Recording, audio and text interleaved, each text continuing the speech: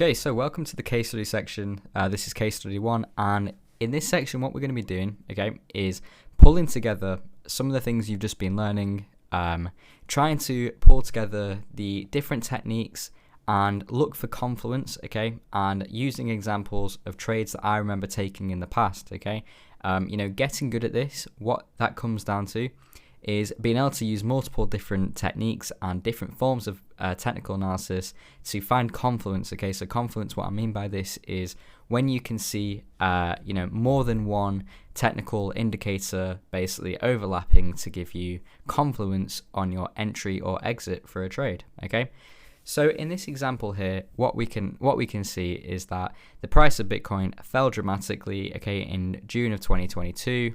So this was the summer of 2022, the trading period that I actually remember quite well. It was quite a choppy period, very good for scalping actually. And in this case, what I wanted to do was get some exposure for a trade for the upside, okay? And the reason for this is what we can see here is we had some consolidation down here, and then finally we broke out, we ran this high here, so this is where the structure was broken, okay?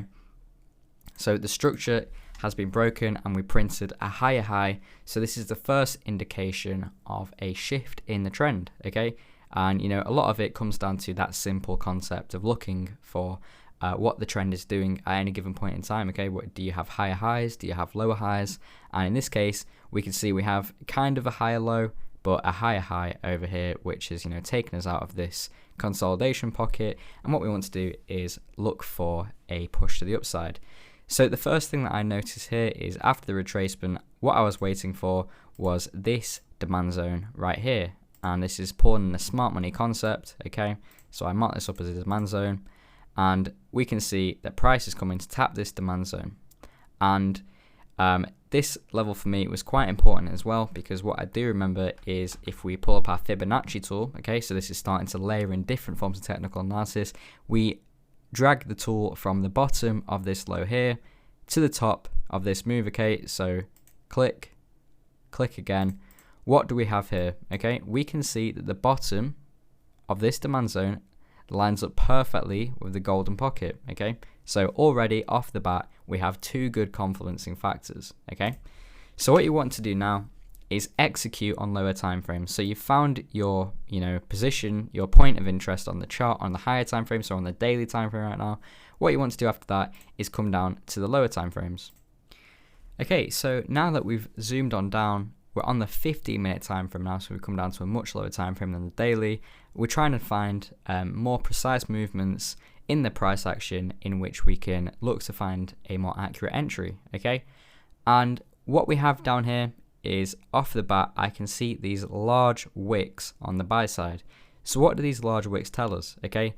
These large wicks are telling us that buyers are stepping in very aggressively when price is coming into this demand zone. So this is essentially informing us that we have demand in our demand zone, which is what we want to see, okay?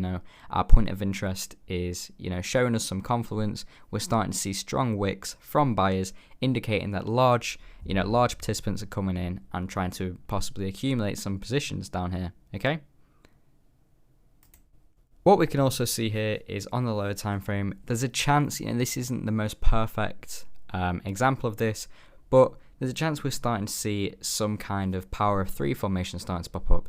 So the consolidation, okay, the manipulation down, and a possible chance for expansion to the upside. Again, this wasn't one of the most important points of this trade, but it's definitely something to keep in mind, and it does, it seemingly fits in with what we're thinking for this trade, and it gives us another reason why we can possibly expect some upside.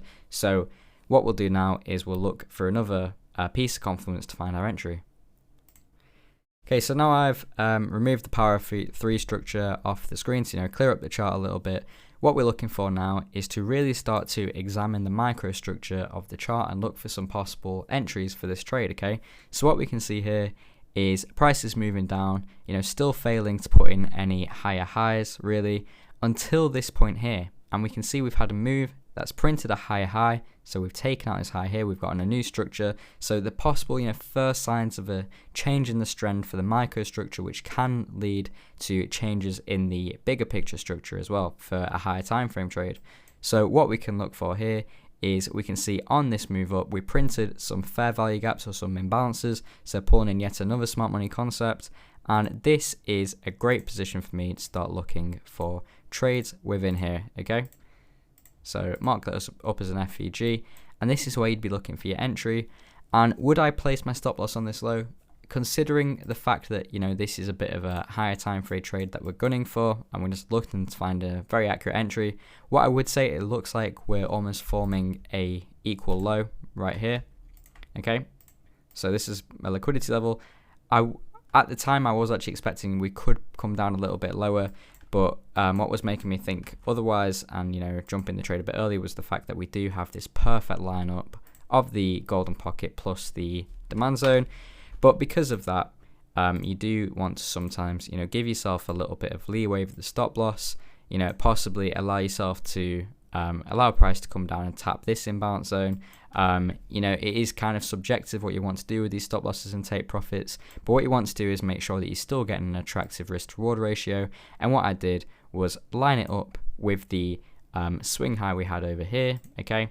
And what we see in the daily chart is for a take profit one, okay, so a chance to de-risk from the trade, we're going to use this supply zone right here, okay? So the last upwards candle before price comes down, okay? The price doesn't break structure after this, so, you know, it's not a very, very bearish supply candle, but it's definitely a spot where it's not a bad idea to take some profits.